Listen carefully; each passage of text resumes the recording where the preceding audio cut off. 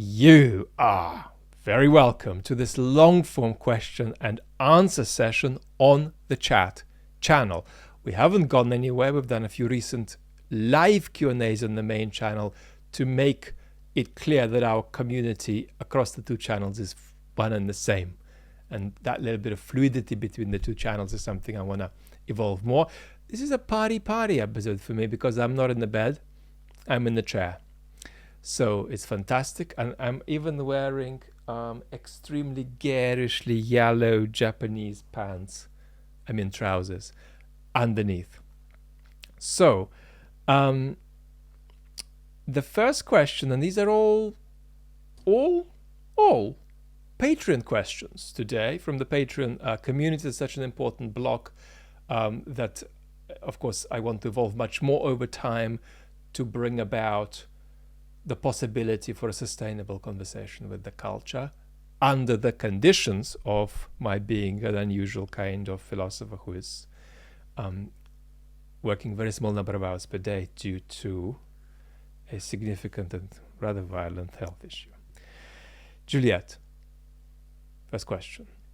Could you comment on the criticism the K&K piece, Khodorkovsky and Kasparov piece, received, their piece in Foreign Affairs, from Russianists?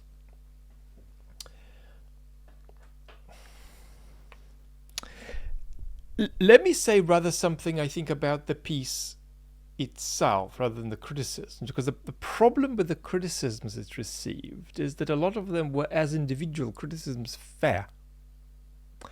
But they rather took the piece as a bit of Russia analysis, which it wasn't. It was a piece of complex political advocacy.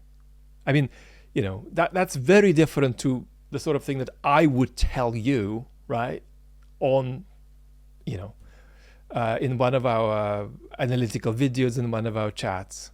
I'm not engaging any group of political actors. I'm just trying to help you in a hopeful way make sense of the world. That's not what that piece is doing. That piece is doing politics. It's trying to appeal to certain people in power in the United States, and it's trying to cast a certain persuasive light on the Russian opposition and their potential constructiveness to the evolution of this mess as we have it. So yeah, some people said, come on, they're talking about this fanciful democratic transition in Russia. Nobody can believe that. Well, here is what you can believe. The Russian opposition is divided unconstructively and pettily, right? And then you've got Khodorkovsky and Kasparov. They are not intellectual brothers or political brothers, and they are brothers. And that's what's so good about this piece.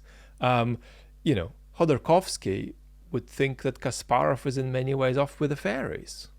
But they're working together in writing the piece. So this is almost the central thing about this piece. We've got two people from different spaces in the Russian opposition movements coming together and producing a piece of political intervention.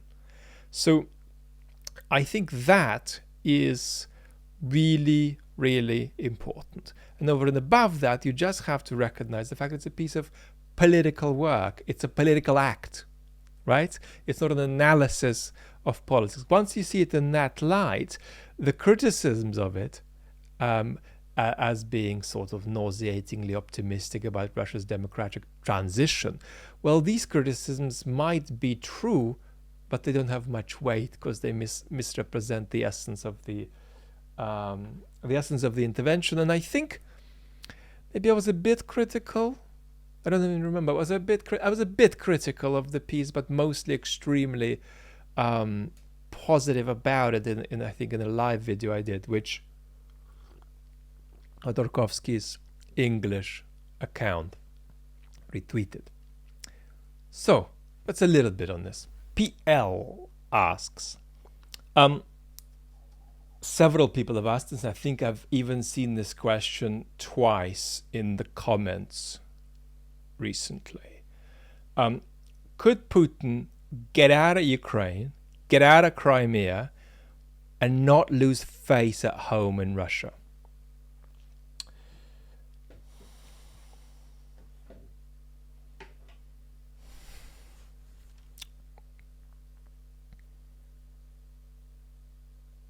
No.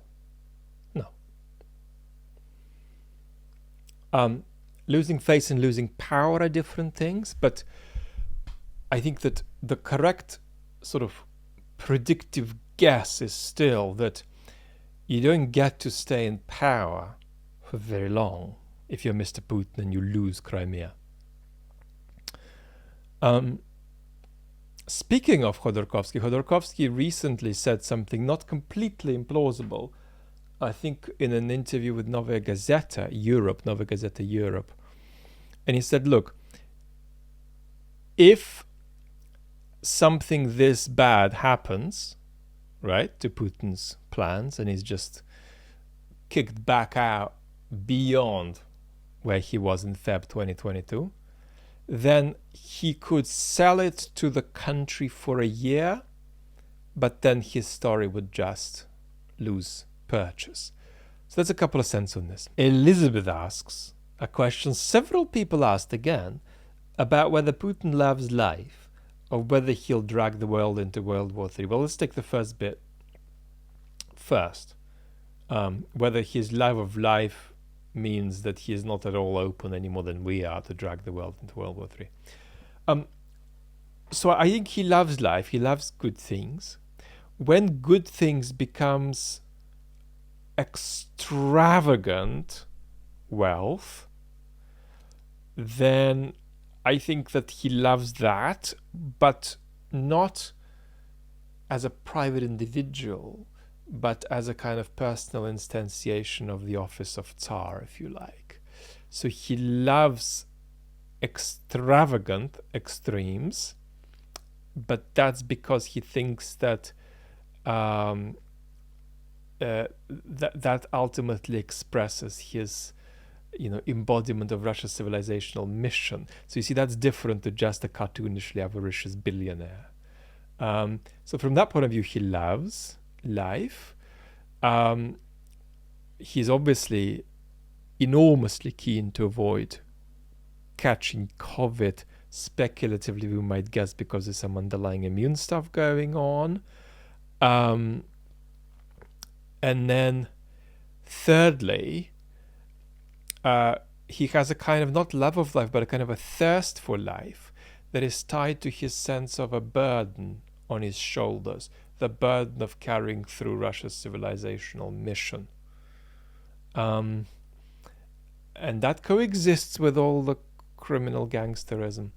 So that burden means nobody else can do it, I have to do it. So that's something else that makes him want to go on and not be open to anything other than going on.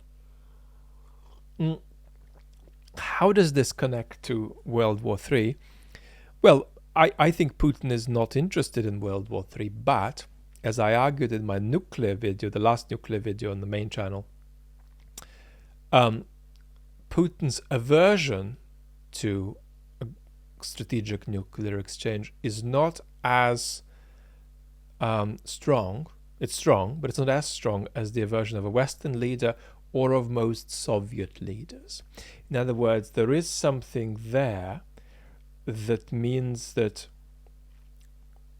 Putin thinks of life and death and the flourishing of his country a bit differently to how other leaders think about it. And that is simply because there is this quasi-mystical civilizational story there.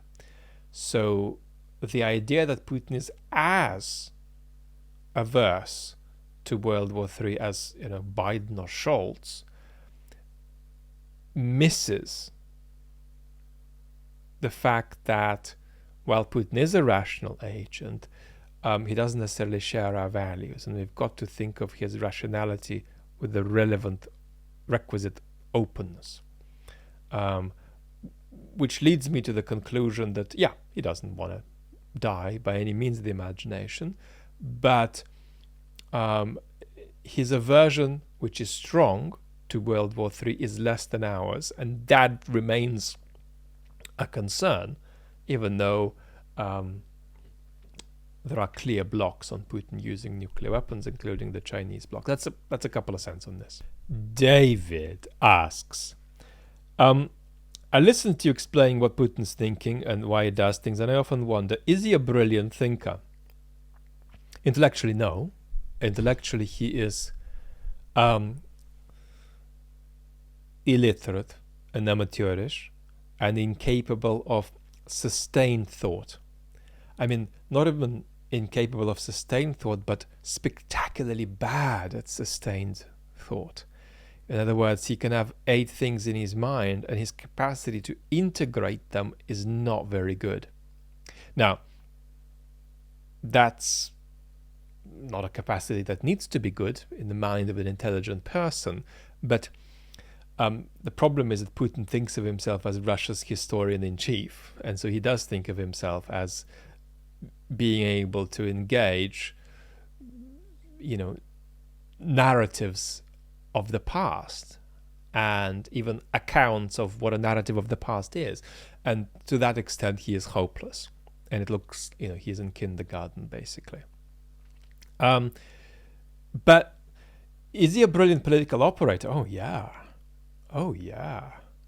The problem is that he is a brilliant political operator who is corrupted by sitting atop a very crooked political system and staying there too long and losing a sense of reality. But has he got weight? Yeah, he has a lot of weight. I mean, he is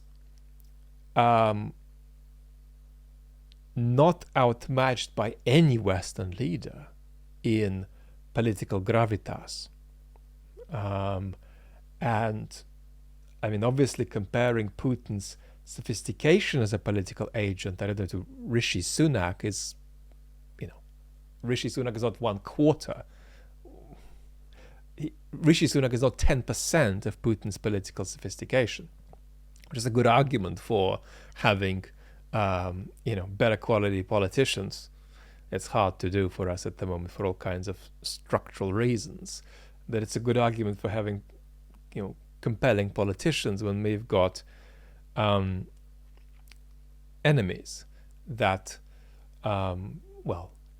have weight and might not be so compelling because of how corrupted they are by overstaying in power. But yeah, Putin is very gifted, and this is one of the problems, that he is indeed more gifted than people around him. So you're asking, is he just the smartest guy in the room? By a long way, he would be, compared to certainly anybody in a formal position around him. So putting aside somebody like Kovalchuk, he does listen to Patrushev to some extent, in the sense that Patrushev is in a position to express an opinion that doesn't have to entirely lie with Putin's. But yeah, this is a problem, that we've got a guy at the top presiding over a disaster, and even if the fact that it's a disaster is partly available for some people in the Putin regime to understand, the gap in quality between him and others does, as it were, consolidate his stay in power for now. Do you think he has strategically planned an escape route? Yes, probably, but not as something he would take seriously. This would be sort of Plan 79. Or would the possibility of defeat be so abhorrent to him that he wouldn't even consider any kind of Plan B? He is existentially invested in this war, and I do recommend us to think in terms of this regime plus this war. Now, you don't have to think of the specific invasion of Ukraine as this war. It's a kind of conflict against the West expressed in Putin's disastrous invasion of Ukraine. But this war against the West that he wants to continue, he wants to immerse younger generations in it, he's existentially all in with that. He is not in a position to buy out of that conflict without losing power. Matthew asks, I tend to view American and European economic institutions as being paternalistic rather than extractive, but I'm admittedly biased because I'm American with a background in national trade and political economy. I tend to view imperialism through the lease of extractive modes such as colonialism and mercantilism, which is probably overly narrow and historically dated. I look forward to you talking about this. I think this does require a separate episode, and I may do an episode about Russia's imperial complex that could require to say a couple of things about empire in general. Whether the United States is an empire is a contested question. Moreover, it's also a matter of sensibility to some extent. In other words, there are actually scholars who have a similar understanding of what the United States is, but don't agree on whether to label it an empire. And that's a disagreement about not the United States and its conduct, but about various historical and political conceptions. So don't die 1,000 deaths about getting this label right. It's not the kind of label that is obvious and definitive. Now, do I call the United States an empire? Yes, I do. I think it's constructive, highly constructive, but not essential to call the United States an empire. Are there distinctions that are important between old empire, old colonialism, and empire in this lighter form that we might attribute to the United States? Of course. I mean, let's take one. Self-rule. I mean, that is something that you could just suspend for a long time while perpetuating your quote-unquote civilizing mission. So that's the difference with today. But at the same time, there have in recent history been many parts of the world where what happens is decided in imperial capitals. That's been the case in Afghanistan, it's been the case in Bosnia, and so on. So there are differences and there are similarities, which leads to a potential normative distinction, not between malign and benign empire, because no empire could be, benign, simply benign. But you could make a distinction between an empire that in each case has the capacity to conduct itself in a benign way, and an empire that is constitutively, and a kind of empire that is constitutively incapable of benign action.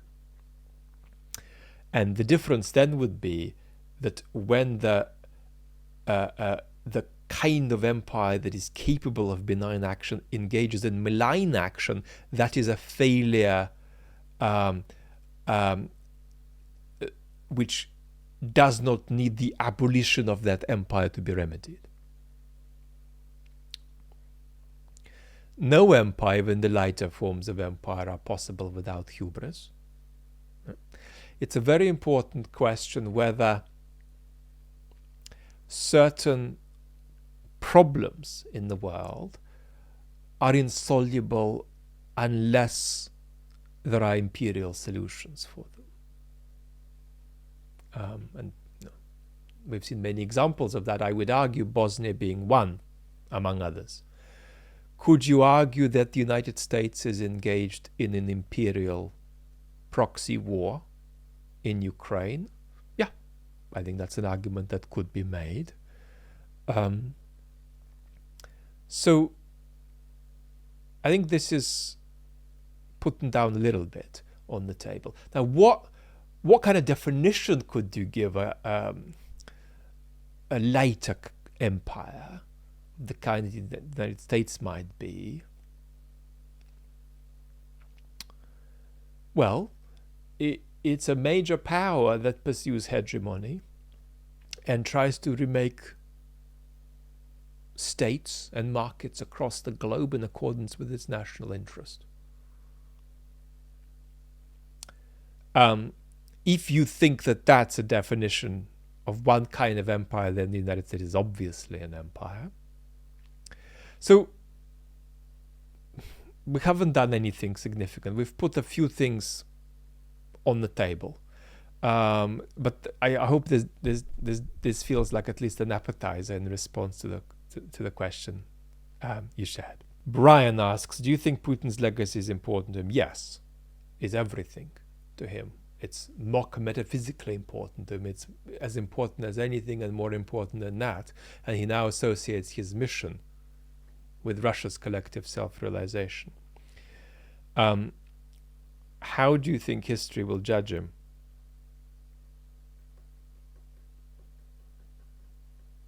Well, there's a difference between the history in Russia's textbooks, which we don't know about, and there's the history of responsible Russia experts and historians.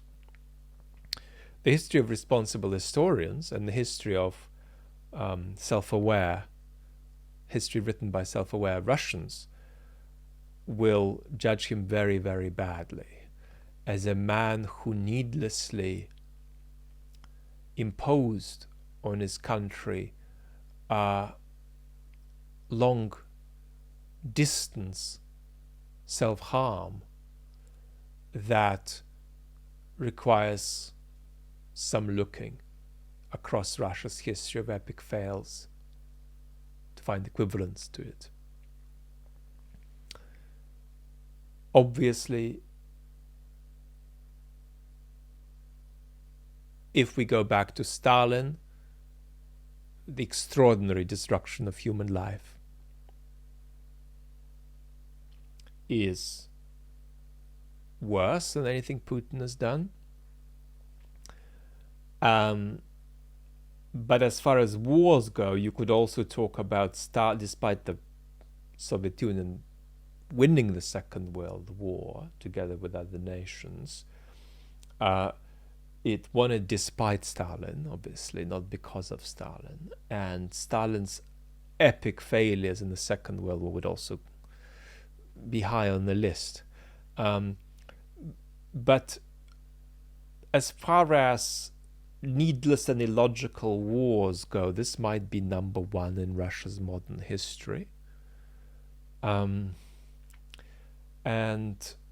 Putin is a kind of national traitor who has, we're talking about Russia now, not talking about the devastation in Ukraine, but he is a kind of national traitor who has needlessly confiscated the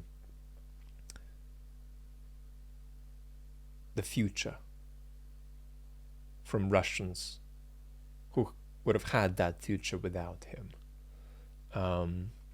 And the future is confiscated isn't biological survival, but it's a future with prospects and opportunities, and it's confiscated that from the next generation, maybe more.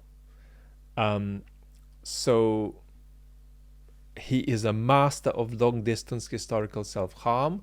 That will be his main historical legacy. Kenrick asks, Solzhenitsyn and others detail the utter corruption and cruelty of the Stalinist system. There are continuities between this and the Putin regime. From one perspective, it seems what Ukrainians are fighting for is the right to not be corrupt or so corrupt. This is why the West and Ukraine, this is why the war in Ukraine is so vital to the West, because in resisting Russia, Ukrainians are resisting rule by corruption. On the other hand, Putin's goal, and therefore Russia's goal, is to spread that corruption and deepen the cynicism in the West, so the ideals of liberal democracy wobble. That last bit is absolutely on the money. The first bit isn't, for two reasons.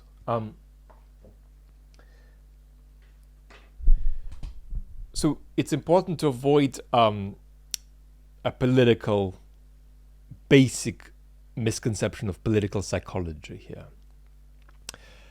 What Ukrainians are doing is proudly standing up and saying, we are Ukrainians. We are not Russians. We are Ukrainians. And we're going to have self-rule here. And your colonial project is going to get out. This is a matter of cultural, national self-realization. It's a matter of identity. It's a matter of authenticity. So this is really an important order to get right. First comes, we're going to be independent and do things our way. Second comes what it is that we're actually going to do. Now, that second is in many ways sparking promisingly into a sense of pluralistic civic belonging.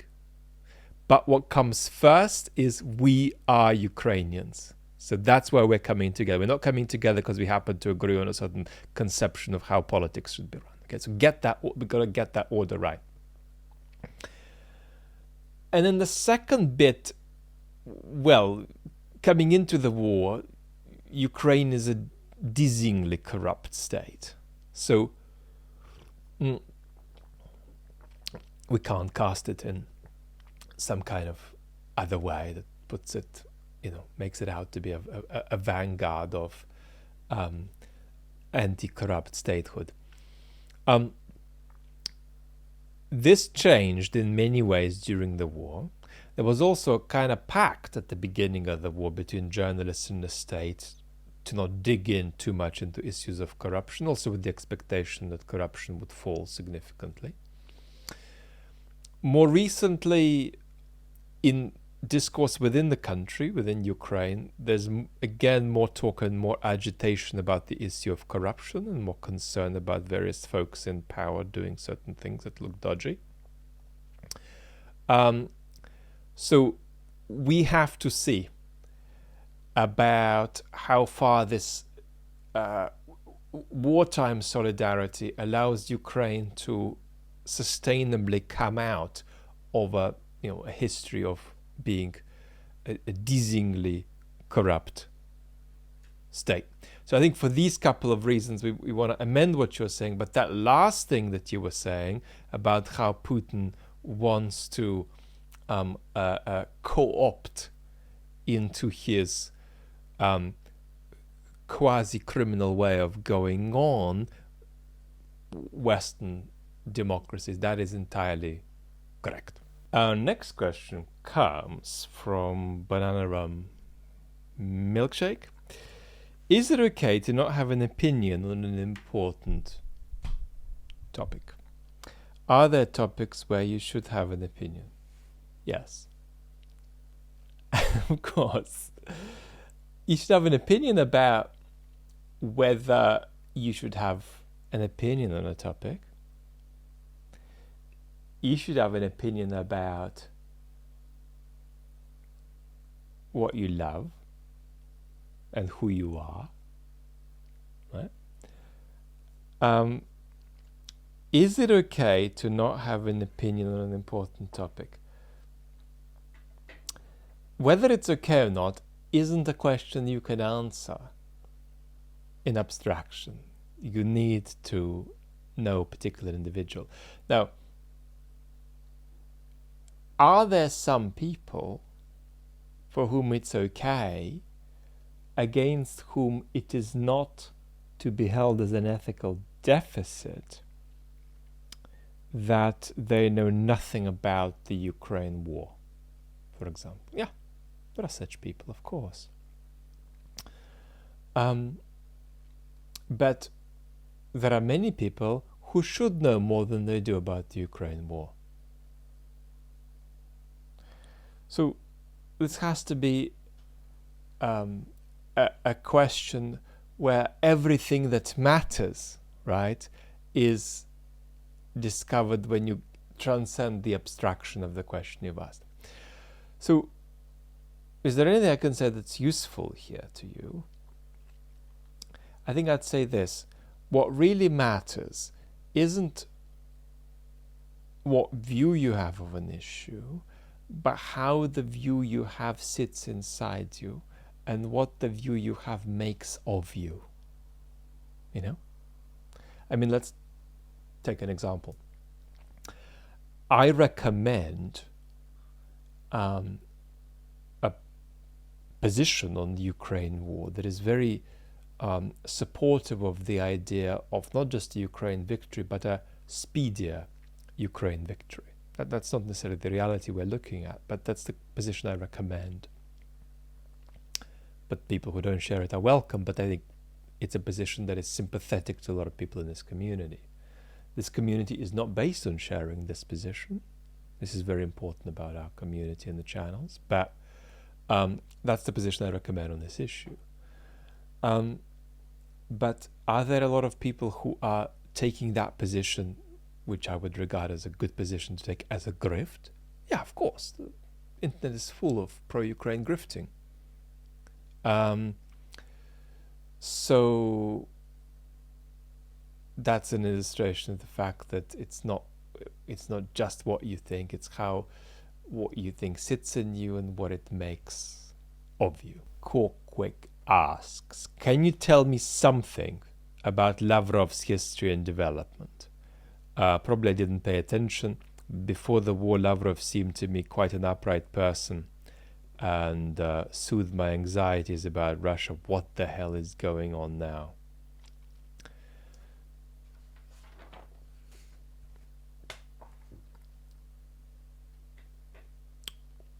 So Lavrov is sophisticated enough to be held responsible for what he's doing, the way anybody else should be held responsible, but also a little bit more, because he knows exactly what he's doing.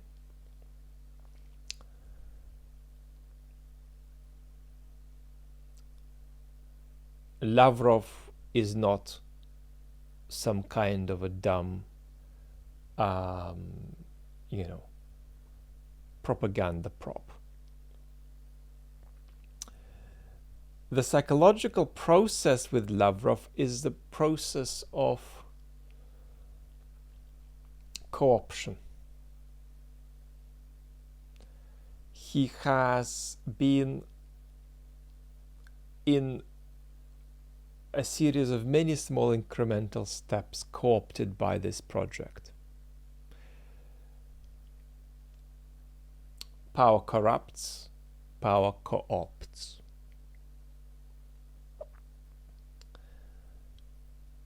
And he's now reached a stage where you can't get off easily.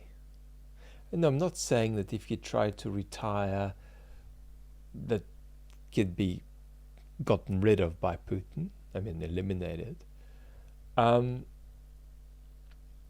But this is a very difficult ship to get off from, and I would be very shocked if Lavrov did not regularly have fantasies of getting off that ship. It's worth, it gets darker when you dig in further, but this is just a little bit I'm going to put on the table for now. I hope it's of interest. Johan asks, I was wondering what your thoughts are on the future relationship between the West and the post-war, post-Putin Russia, barring parallels to the Allies' controlled denazification of post-World War II Germany. How can an opposition-led Russia mitigate skepticism from many Europeans that any economic build-up will ultimately result in a return to the same imperial ambitions?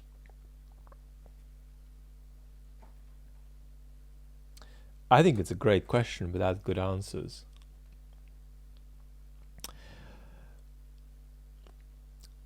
Concern about Russia rebuilding and reconstituting as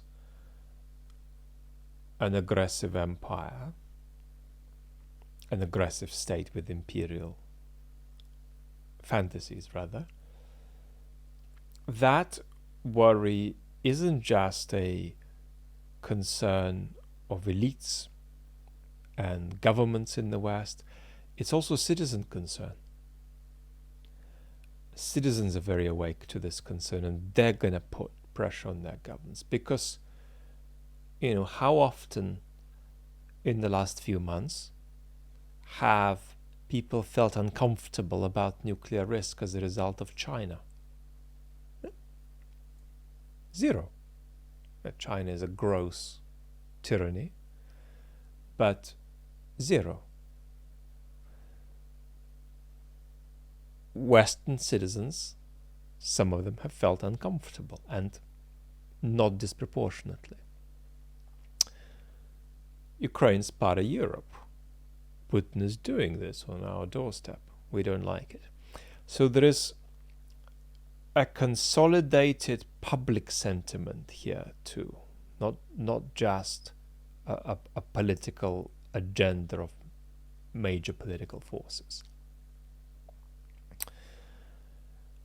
I think the way to think about a post-Putin Russia is in terms of a conversation about this conflict that I keep returning to between an authoritarian imperial model and a modern democratic republic model on the ex-Soviet space. That conflict involves not just Ukraine that's clarified its position on it, but also Belarus and Russia. There's a conflict inside Russia about this. And Russia is overwhelmingly in the most regressive position with this conflict because only a small minority of the Russian population are vehemently and expressively on that modern democratic republic side. It's different than Belarus, where they are much closer to being, as it were, just held hostage by a tyrannical regime that is in turn held hostage by the Kremlin.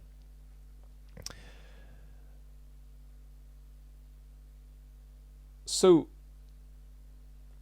that's one conversation. There is then going to be a conversation about what form Russia takes and whether Russia remains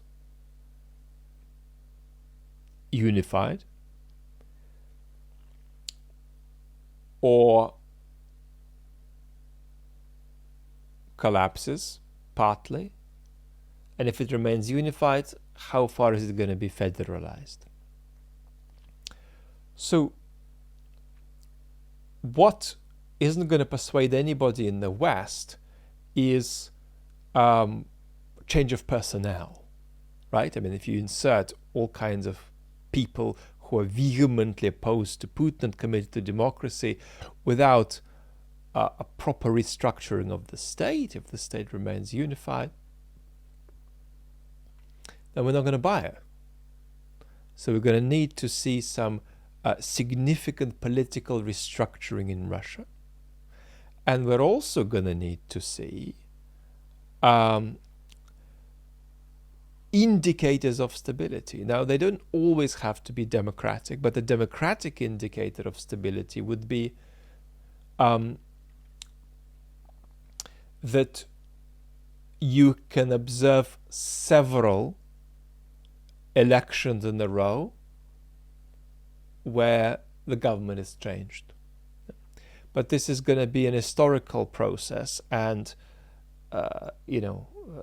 sanctions are always easier to implement than they are to remove.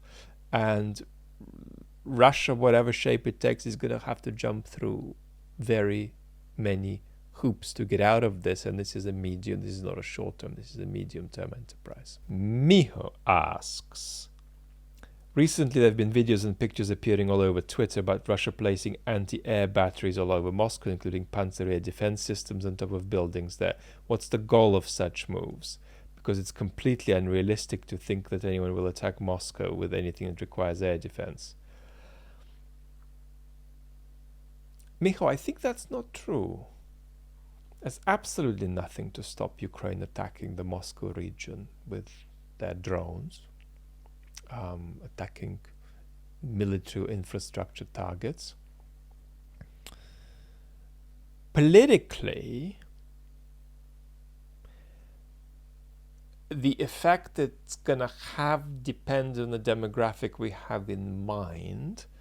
I think the single most prevalent effect would be to convert the perception of the special military operation into the sense that there is a real war going on. And some will find that frightening and will want to run. But a greater number of people will probably feel like consolidating because they are about to be under siege. It might help the regime sell their sort of endless message that the Russians who are engaged with this war, politically engaged, informationally engaged, should think of it as being somehow tied to Russia's mission in the Second World War. And then perhaps there could be an even greater number of Russians who, for the time being at least, will become even more avoidant as a result of seeing this stuff. In other words, it's such a glaring expression of the fact that their accommodation with politics has ended in disaster that paradoxically, at least for a while, it'll make them less able rather than more able to face political reality. So funnily enough, the visceral nature of this stuff, whether they've seen it in real life or on the internet, might make them more avoidant and not less. So that's a couple of footnotes on this. Damo asks, will the West, including the USA, drift toward Russia politically? Russia appears to appeal to religious extremists in the West, people with fascist tendencies, and I am even worried that Ukraine will become demonized in the West, and the fact that she was invaded will be lost amongst the blind.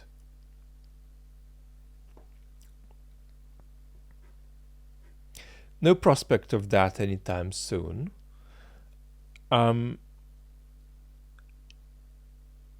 The drift in the West is not toward what Russia is now, which is a partly totalitarian society. The drift in the West, not everywhere, but it is universal and tendentious, is toward a kind of spin dictatorship, a kind of informational autocracy. Drift. Not saying that's where we are or that's where we're going to end up. We're drifting closer to that in many Western societies. And the central story here is about loss of trust in political institutions. This is the biggest crisis of trust in institutions in the West since the European revolutions of 1848, in my opinion. And the pathologies of trust are not just the feeling that you're unsafe because your government and your institutions are incompetent, but a feeling of powerlessness. You can't inflect the political process in any way.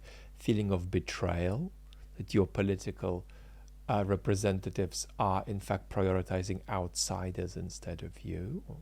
Outsiders is a very loose term, so often these outsiders are people outside of your country. There might be people inside your country, might be fellow citizens that some other citizens perceive as outsiders. But the biggest pathology of trust is when people feel lost, when there's a feeling of looking upon your political institutions and none of them making any sense to you, like watching a game of sport with mixed up rules. You know, table tennis and cricket and rugby mixed together.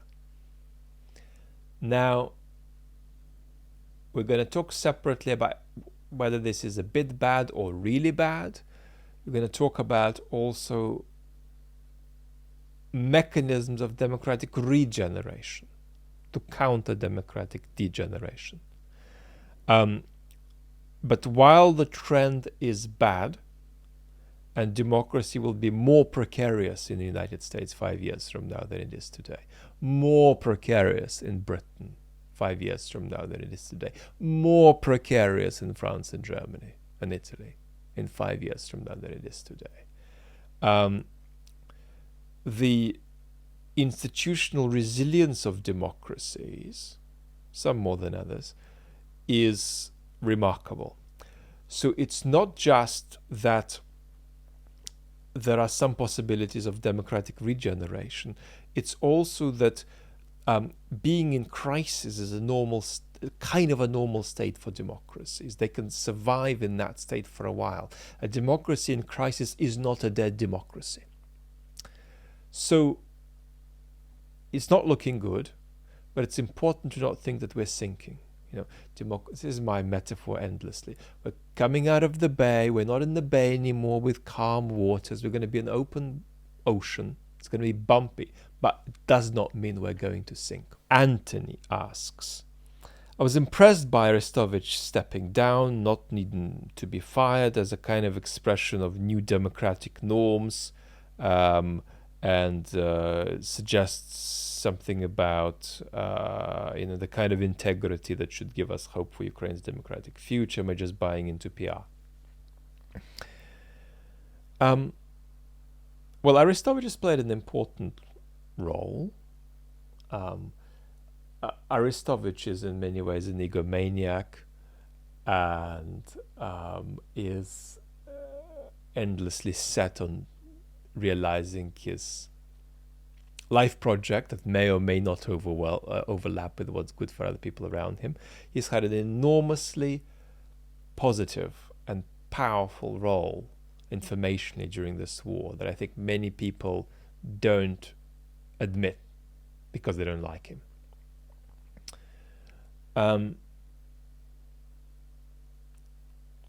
I think on balance,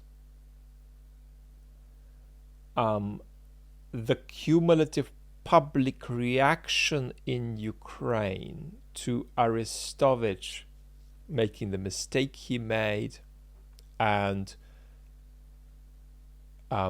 moving on from his position was unhealthy. It was a kind of a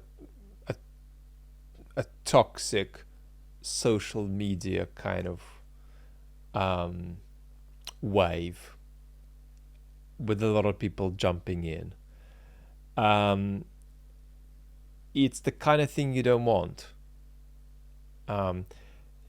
As you transition from, I don't think it's a big deal, but it's the kind of thing you don't want as you transition from the sorts of things that hold solidarity at wartime to the sorts of things that hold solidarity at peacetime. That was not a solidarity inspiring reaction, what we observed to, in response to Arestovich's resignation.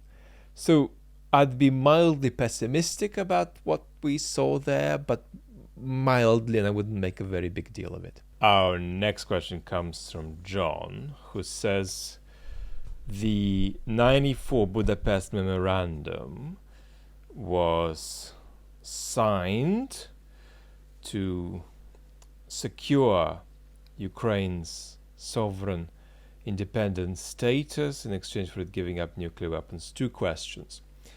Is it truthful to say that the USA and Britain were obliged by this agreement to protect Ukraine against aggression in the event of an attack through its internationally recognized borders, even if that aggressor is Russia, who is breaking its agreement obligations by invading over the border?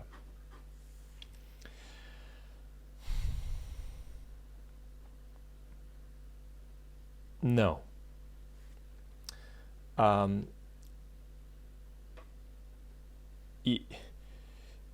You've got to approach these things with the level of realism that all the parties approached it. So the Ukrainian understanding roughly at that time was that these were relatively weak assurances, but that the assurances might give Ukraine some protection in case Russia did violate the agreement. So the idea wasn't that the agreement would protect Ukraine from Russian invasion. It was that if Russia did invade, the agreement could give Ukraine a space to appeal for and demand more support and protection. So that's the level of skepticism I think the document was approached with by Ukraine, and therefore we're really talking about moderate assurances rather than security guarantees. Is it possible or likely that an announcement by the USA and Britain as a non-NATO initiative of a mutual intention to fulfill the protection of the terms of that agreement by force of arms as necessary if Ukraine is attacked by Russia could have caused Russia to back down prior to February 22 invasion? Interesting counterfactual.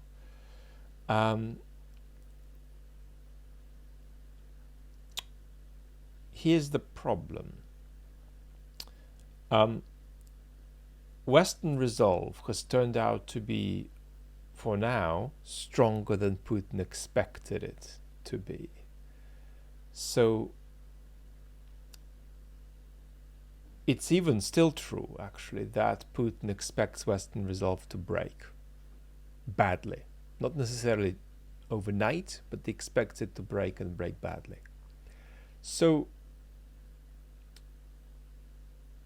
this kind of claim, if it had been made, of course it wouldn't have been made, so that's already puts us in dreamland.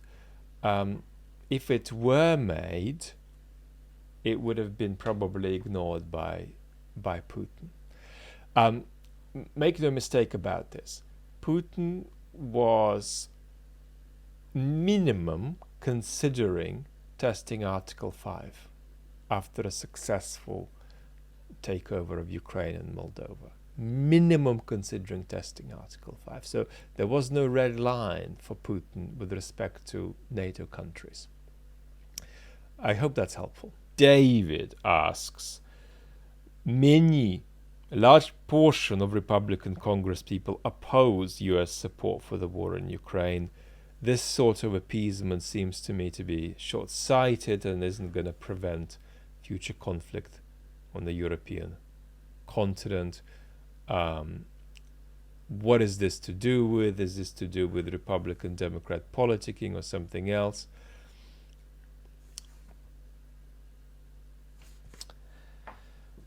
David, we haven't talked systematically about American politics on the channels yet, and that makes me reluctant to begin giving even a cartoonish version of a comprehensive answer to your question.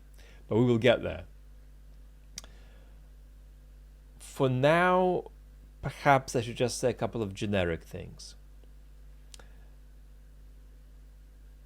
Getting beyond the United States, two things are true about the current consensus or lack of consensus in the West about how to support or not support Ukraine. There is no consensus about whether moving from, if you like, a medium level of support to a high level of support is worth it, and whether it increases national security.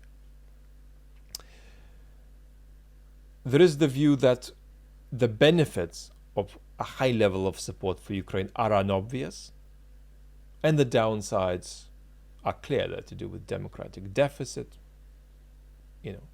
irritating one's electorate, They are to do with expense. They are to do with finite military resources.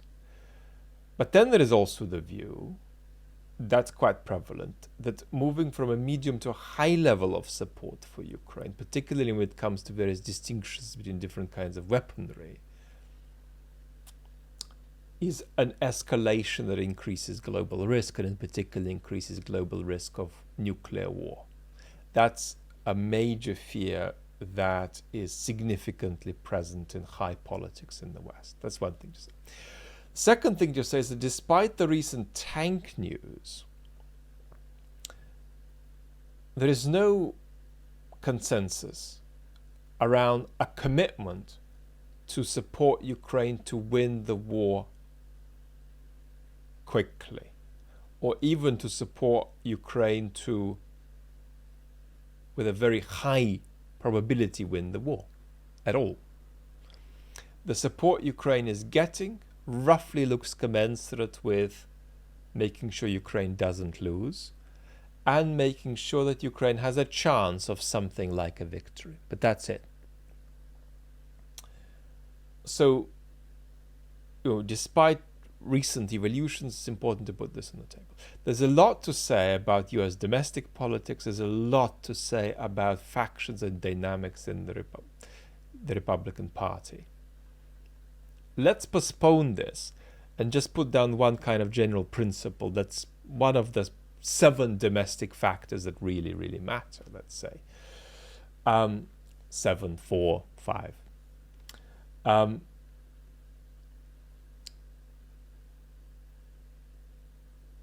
Citizen consent is central in democracy.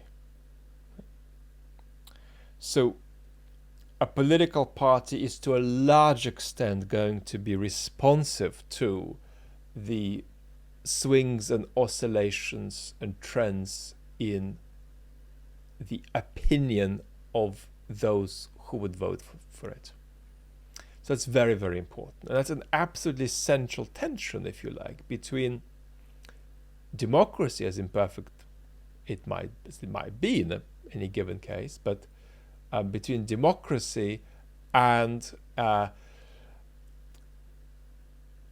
realization that a comprehensive loss for Putin serves the security interests of all Western states. The kind of realization that is more available to some of these European states, and the kind of realization that is more contested further out.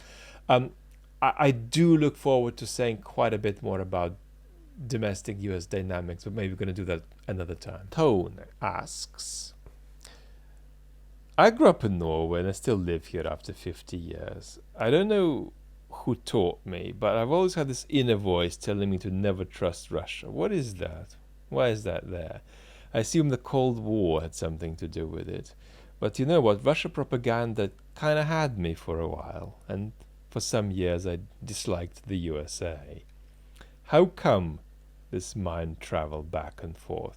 I guess I'm not alone in these thoughts. Now I'm back with the USA. Slava Ukraine.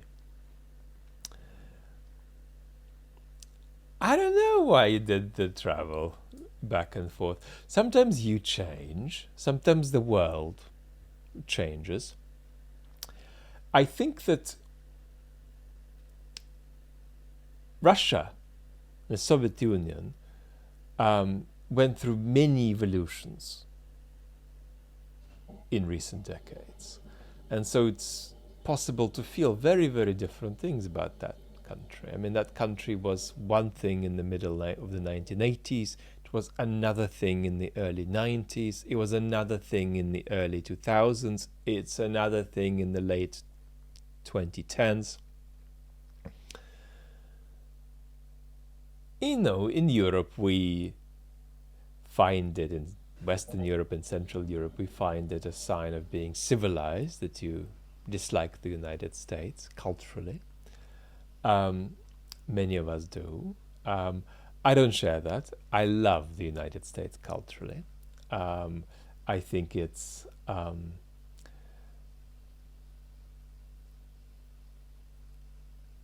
mellifluous and writ large on such a scale that the ugliness in a culture like that is so extravagant that that too becomes a kind of a strength. So even what's wrong with the United States is, sometimes a virtue, or at least a kind of a virtue in reverse. It's a country, with an extraordinary nature, because our nature in Europe is so often a kind of a combination of the natural and the human-made, and things are much more raw in the United States. So I'm a cultural fan of the United States. I'm as un-American as it gets myself psychologically, but I'm culturally a big fan of the United States, so I don't share this sort of proud cultural derision. And then politically it's complex. I mean, so many grievances against the United States in different parts of the world that are so deep, in fact, are legitimate. And it's also important to not see the United States in too cartoonish a way. I mean, US politics is complex. Just a tiny example. If you look at the Trump administration, we had a president for whom, on some level, Mr. Putin was a kind of ego ideal. On the other hand, the Trump administration was very tough on Russia, actually. Maybe in hindsight, we can say things that we couldn't have said before February 2022, things that needed to be done, perhaps. But the Trump administration was really quite tough. So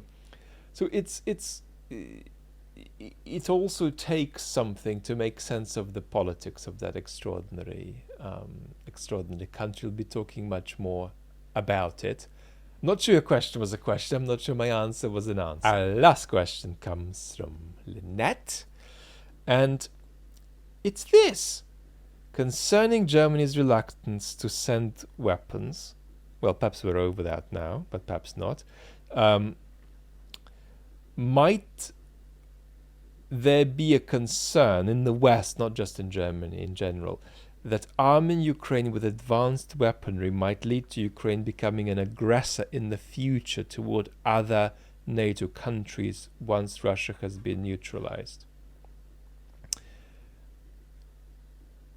I think that's a really good question. I think the answer is clearly no, but I think it's a really good question, because I don't think that's what's